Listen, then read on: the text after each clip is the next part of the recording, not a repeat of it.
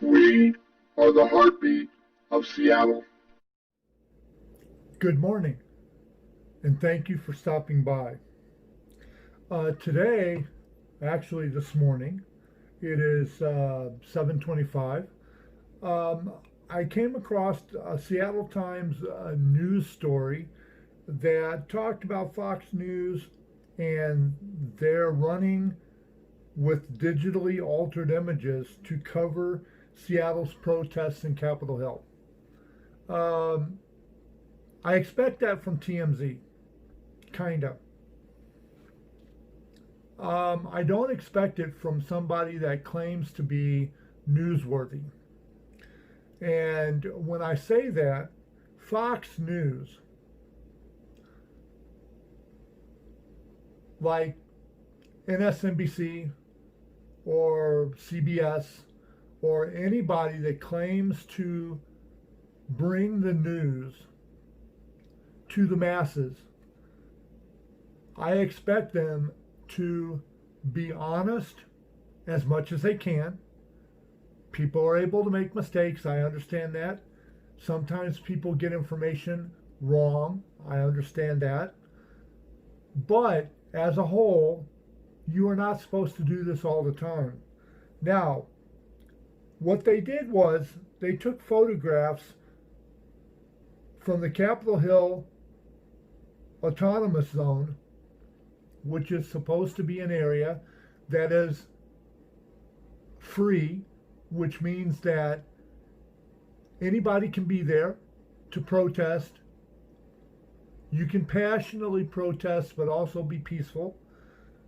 It is a place where you cannot be told you can't be there. If you are passionately, peacefully protesting, the police cannot come in. It is a safe zone. Sort of like churches for a long time used to be safe zones. And if you were inside of a church, nobody could touch you. It was what word am I trying to think of?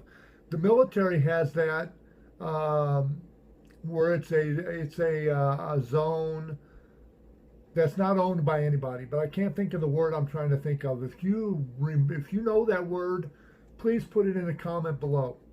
Whether I think of it eventually or not, put it in the comments. Neutral. It is a neutral territory. That's the word I'm thinking of, neutral. If you've thought of it, put it in the comments and say, why did it take you so long to figure it out? So, having said that, Fox News published digitally altered and misleading photos on stories about Seattle's Capitol Hill Autonomous Zone, which is labeled as Chaz. That's the nickname it's gotten because C stands for Capitol, H for Hill, A for Autonomous, and Z for Zone. Chaz for short.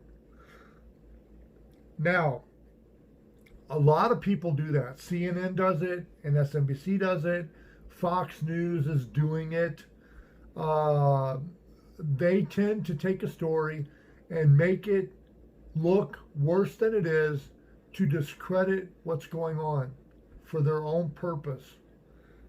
As part of a package of stories Friday about the zone, where demonstrators have taken over several city blocks of Capitol Hill after Seattle police abandoned the East Precinct, Fox's website for much of the day featured a photo of a man standing with a military style rifle in front of what appeared to be a smashed retail storefront. The thing is, I'm going to post a link to the photographs if I can. I'm going to post a link to the photographs down in the description so you can look at them for yourself. As soon as I saw the photographs, I could tell that they were fake because I'm an artist and I Photoshop all the time. Sometimes I add one person into a photograph with another person, like say a boyfriend wants his girlfriend put in, so it'll look like they're taken from the same photograph. Another time, a mom wants like 3 different photos of their kids, a brother, and a sister put together in the same photograph to make it look like it was taken at the same time. And I tell her that no matter how good the artwork can be done, no matter how great of an artist I am, it's still going to appear like 3 separate different photographs put in the same picture. I'll do the best I can to make it look nice and presentable, but you'll still tell that it's not from the same, because the lighting is different, the highlighting is different, the way the camera took the photograph, it's all going to be different. So in these photos, I was able to notice right off the bat, just by looking at them, that they were fake. They were not real. They were meant like those old Hollywood movies where you see a guy in a car with his wife or girlfriend, and they're driving down the road, and you see cars in behind them, but you could tell it's a video. But back then it was cool because it was new. But now you really know. So that's what they're doing.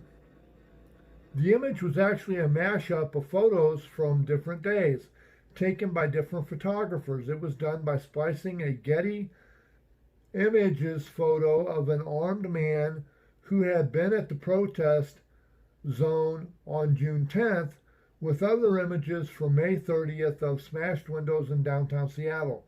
Another altered image combined the gunman photo with yet another image, making it appear as though he was standing in front of a sign declaring, "You are now entering free cap zone."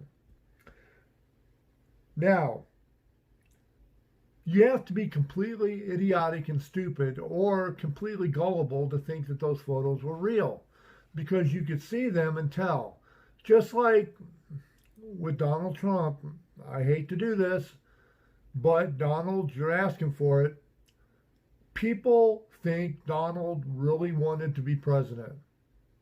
They think he became president through the Electoral College.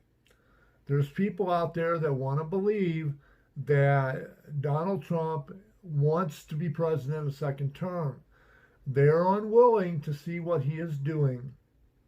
He constantly shoots himself in the foot to keep himself from being sent off to the war, hoping it'll let him stay home, but the people around him push him into the war, no matter how many times he shoots himself in the foot. They keep saying, our man Donald is gonna go to the war and save the public. He's gonna single-handedly get it done. And everything that he's done, he's trying to get people to not vote for him. He's trying to get people to not like him. Like all of this disavowing Barack Obama as president stuff. He's doing that to piss off the black voters so they won't vote for him. But he doesn't realize that sometimes the more idiotic stuff you do, the more people want you, because this is the Jerry Springer generation. The young folks are the Jerry Springer generation. Us older folks are from a forgotten era of time. Kennedy,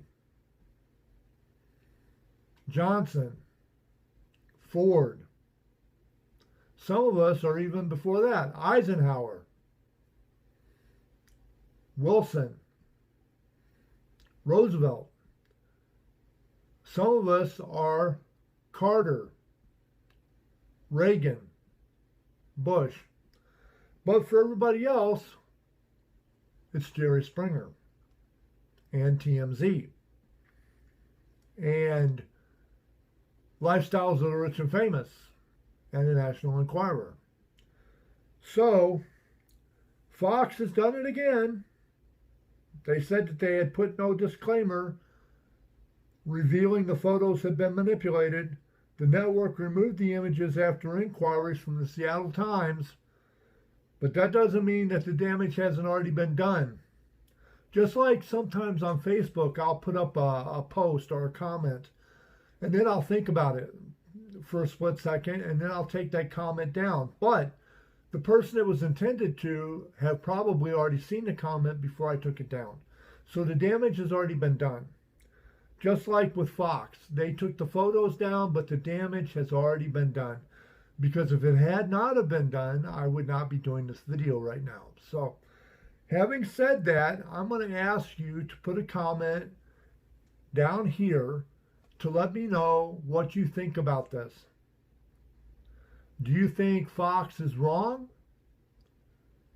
Do you think Fox is just entertainment? Or do you think that they're actually news? Or both? Maybe they tell a little news truthfully within a whole bunch of entertainment. Now, just like I said with Jerry Springer, he entertained a lot of people. So at the end, he could give his personal viewpoints on things that need to be done to make the situation better, like wives cheating on husbands, husbands cheating on wives. Why? So he could turn around and tell you how he believes that marriage vows are sacred and you shouldn't go against them. You shouldn't take it lightly. If you're going to get married, consider the consequences and be willing to take the vow seriously. Is it possible the Fox is doing the same thing? I'm not for sure. If you think so, put it in a comment. Whatever your thoughts are, I don't care. As long as they're respectful. I can handle a curse word here and there. I can even handle a put down if it's done right. You can put somebody down trying to lift them up. But if you're putting them down to keep them there, don't even comment. I'll delete it as soon as I see it. Also, if you like my videos, please give them a big thumbs up. And if you would like to subscribe, please put it down here. I know I say this a lot, and you're probably getting tired of hearing it, but I honestly believe this. Let's make Seattle and the rest of the world better tomorrow than it was yesterday by doing the very best we can today. If you can say hello to somebody and put a smile on their face, please do. Also consider that no matter how bad it gets, it can always be worse. I'm going to leave you on that note. Have a good morning, Seattle, America, and all points beyond.